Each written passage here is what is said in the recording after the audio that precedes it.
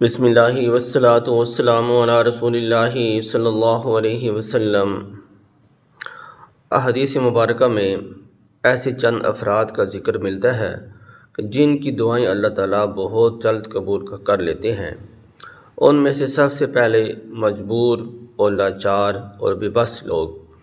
ایسے لوگ جو کسی وجہ سے مجبور ہو جائیں، حالات سے بے بس ہو جائیں، لاچار ہو جائیں، غربت کی وجہ سے، کسی وجہ سے بھی حالات سے مجبور ہو جائیں، کوئی امید نظر نہ آتی ہو، تو ایسے لوگ جب اللہ تعالیٰ سے سچے دل سے دعا کرتے ہیں تو اللہ تعالیٰ ایسے لوگوں کی دعا بہت ہی جلد قبول فرما لیتے ہیں۔ نمبر 2، مظلوم ستم رسیدہ، چاہے وہ گناہ گار اور کافر ہی ہو، یعنی کہ اس جگہ پر محدثین نے شرط لگائی ہے، مظلوم کی بد دعا کو اور دعا کو اللہ تعالیٰ بہت ہی جلد قبول فرما لیتے ہیں۔ اس وجہ سے اللہ کے نبی صلی اللہ علیہ وآلہ وسلم نے ایک حدیث مبارکہ میں فرمایا کہ مظلوم کی بد دعا سے بچو، کہ اللہ تعالیٰ اس کو آسمانوں کے پردے ہٹا کر اس کی بد دعا کو، اس کی دعا کو فوراً قبول کر لیتے ہیں، یعنی کہ مظلوم کی بد دعا اور دعا آسمانوں کے پردے چیرتے ہوئے اللہ کے دربار میں پہنچ جاتی ہے۔ اس لیے فرمایا کہ مظلوم کی بد دعا سے بچو۔ تو مظلوم کی بد دعا ہو یا اس کی دعا ہو، جس طرح بھی وہ کرے، اللہ تعالیٰ اس کی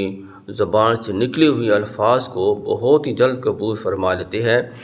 تو ایسا مظلوم چاہے وہ مسلمان ہو یا کافر ہو، کافر کی بھی بد دعا کو اللہ قبول کر لیتے ہیں جب وہ اللہ کو پکارتا ہے تو اللہ کا ہی کا بندہ، تو جب وہ کافر بھی مظلوم ہو، اس پر ظلم کیا گیا ہو، تو اللہ ہی احکم الحاکمین ہے،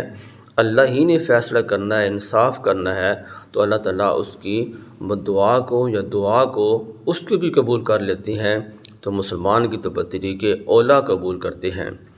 نمبر 3، اپنی اولاد کے لیے والدین کی دعا۔ والدین اپنی اولاد کے لیے دعا کریں یا بد دعا کریں، دونوں کو اللہ تعالیٰ بہت ہی جلد قبول کر لیتے ہیں۔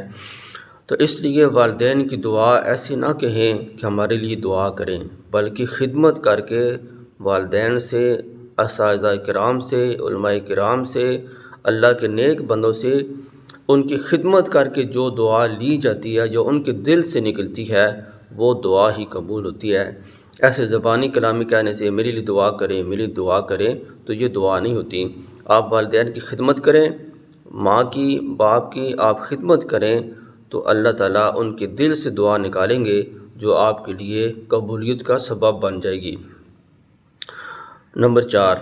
اپنی رعایا کے لیے عادل اور منصف حکمران کی دعا، اور یعنی کہ ایسا حکمران ہو جو عادل بھی ہو، انصاف پسند ہو، اور حکومت کا مال وہ عوام کا مال اللہ کی امانت سمجھ کر استعمال کرتا ہو، ظلم و ستم نہ کرتا ہو، کرپشن نہ کرتا ہو، اپنی رعایا کے لیے، عوام کے لیے وہ نیک ہو، اچھی سوچ رکھنے والا ہو، تو ایسے عادل اور انصاف پسند حکمران کی دعا اللہ تعالیٰ بہت ہی جلد قبول فرما لیتے ہیں۔ نمبر 5، ہر نیک انسان کی دعا، جو بھی مسلمان نیک ہے، اللہ کا ولی ہے، نیک ہے، اچھے کام کرتا ہے، اس کی دعا کو اللہ تعالیٰ بہت ہی جلد قبول فرما لیتے ہیں۔ نمبر 6، نیک اور ماں باپ کی خدمت گزار اولاد کی دعا۔ ایسی اولاد جو نیک ہوگی تو والدین کی خدمت بھی کرے گی، یعنی کہ اللہ تعالیٰ نے کتنا اعزاز اور اکرام رکھا ہے کہ جو اولاد اپنی والدین کی خدمت کرتی ہے، تو والدین کی خدمت کی برکت سے اللہ تعالیٰ ایسی نیک اولاد کی دعا کو قبول فرماتے ہیں۔ تو والدین کی خدمت کرنا کتنا بڑا عظیم کام اور عظیم الشان عبادت ہے، تو اللہ تعالیٰ والدین کی خدمت کرنے والی اولاد کی دعا کو قبول فرما لیتے ہیں۔ نمبر 7، مسافر کی دعا، خاص کر کے حج کے مسافر کی دعا، جب تک کہ وہ گھر واپس نہ لوٹے۔ تو خاتم الانبیاء صلی اللہ علیہ وآلہ وسلم کی خوشخبری ہے ان پردیسیوں کے لیے جو اپنے گھروں سے دور ہوں اور مسافر ہوں، اور وہ دعا کریں، جو بھی دعا کریں گے تو مسافر کی دعا گھر پہنچنے سے پہلے اللہ قبول فرماتے ہیں۔ اپنی آخرت کے دعا کریں، خاتمہ ایمان پر دعا کریں، مرتے وقت کلمہ شہادت پڑھنا نصیب ہو، حرمین شریفین کی بار بار با ادب حاضری نصیب ہو، اور اسی طرح مال و دولت کی دعا کریں، غربت سے دوری کی دعا کریں، غریب لوگوں کی مدد کرنے کی دعا کریں، تو ایسی آپ جو بھی دعا کریں گے اولاد کے لیے، جیسے کیسے جو بھی دعا کریں، دنیا اور آخرت کی دعا کریں، تو پردیسیوں کی دعا اللہ تعالیٰ بہت جلد قبول فرما لیتے ہیں اپنے گھر میں پہنچنے سے پہلے۔ تو ان میں سے خاص طور پر جو آدمی حج پر جائے، عمرہ کرنے جائے، تو اس کی دعائیں تو اللہ تعالیٰ قدم قدم پر قبول فرماتے ہیں۔ اور نمبر 8، روزے دار کی دعا اللہ تعالیٰ افطار کے وقت جب وہ کرتا ہے خاص طور پر، ویسے تو اللہ تعالیٰ روزے دار کی ہر دعا کو، ہر روز ایک دعا اللہ تعالیٰ روزے دار کی قبول فرماتے ہیں، لیکن اگر روزے دار افطار کے وقت جب سب کچھ کھانے پینے کی چیزیں سامنے موجود ہوں اور بھوک پیاس عروج پر ہو، تو اس وقت جب سب کچھ موجود ہے لیکن وہ کھانا نہیں کھا رہا، تو اللہ تعالیٰ کو یہ لمحات اور یہ وقت بہت ہی محبوب اور پسند ہے۔ اللہ تعالیٰ اس لمحے کو دیکھ کر فرشتوں کے سامنے فخر فرماتی ہے، اے میرے ملائکہ، آپ تو کہتے تھے کہ یہ دنیا میں جا کر فتنے فساد برپا کریں گے اور قتل و غارت کریں گے، گناہ کے کام کریں گے، بد امنی پھیلائیں گے، یہ دیکھو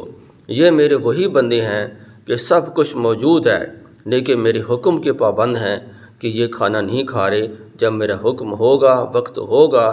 اس وقت یہ کھانا پینا شروع کریں گے۔ اللہ تعالیٰ فخر فرماتے ہیں ایسے روزہ داروں پر۔ تو ایسے روزہ دار جب افطار کے وقت صرف 2 منٹ ہی نکالیں، 1 منٹ ہی نکال کر اللہ سے اس خاص لمحے میں جو بھی دعا کریں گے، اللہ تعالیٰ روزہ دار کی دعا کو قبول فرمائیں گے۔ نمبر 9، ایک مسلمان کی دعا دوسرے مسلمان بھائی کے لیے جب وہ سامنے موجود نہ ہو، یعنی کہ اس کے پیٹھ کے پیچھے دعا کرنی، غائبانہ دعا کرنی۔ اگر وہ ایک جگہ موجود ہے، دوسرا بھائی اس کا دوسری جگہ موجود ہو، تو اپنے مسلمان بھائی کے لیے دعا کرنی، اللہ تعالیٰ اس دعا کو بھی بہت جلد قبول فرماتے ہیں۔ نمبر 10، ہر مسلمان کی دعا جب تک کہ وہ ظلم نہ کرے اور کسی کی حق تلفی نہ کرے، ہر مسلمان کی دعا کو اللہ قبول فرماتے ہیں۔ شرط یہ ہے کہ وہ کسی پر ظلم بھی نہ کرے اور کسی کا حق بھی نہ دبائے، یعنی اللہ تعالیٰ اپنے حق معاف فرما دیں گے لیکن حقوق العباد جو ہیں اللہ تعالیٰ وہ معاف نہیں کریں گے۔ کسی کے پیسے دبا لینا، کسی کی کوئی زمین دبا لینا، کسی کوئی بھی چیز، کسی کا حق مارنا، دنیا کی کسی معاملے میں کسی دوسرے کا حق ہو، جیسے کہ آج کل لائن میں لگ کر کوئی نہ کوئی چیز بل جمع کرائی جاتی ہیں، فائلیں جمع کرائی جاتی ہیں، کاغذات جمع کرائے جاتے ہیں، تو وہاں پر جو کرپشن کرتی ہیں ہم لوگ کہ دوسروں کا حق مارتے ہیں اور چلاکیاں کرتے ہیں، تو اس چیز کو بھی مد نظر رکھیں کہ اللہ تعالیٰ حقوق العباد کو کبھی بھی معاف نہیں کریں گے۔ تو ہر مسلمان کی دعا کو اللہ تعالیٰ قبول فرماتے ہیں۔ اسی طرح حدیث مبارکہ میں آیا کہ اللہ تعالیٰ کے کچھ ایسے بندے ہیں جن کو اللہ تعالیٰ جہنم سے آزاد کر دیتے ہیں اور پھر ان کو جنت کا داخلہ عطا فرماتے ہیں، تو ایسی لوگوں کی بھی دعا اللہ تعالیٰ ہر روز قبول فرماتے ہیں۔ دعا کہ اللہ تعالیٰ حق بات سمجھنے کی اور عمل کی توفیق عطا فرمائے۔ والسلام علیکم ورحمۃ اللہ وبرکاتہ۔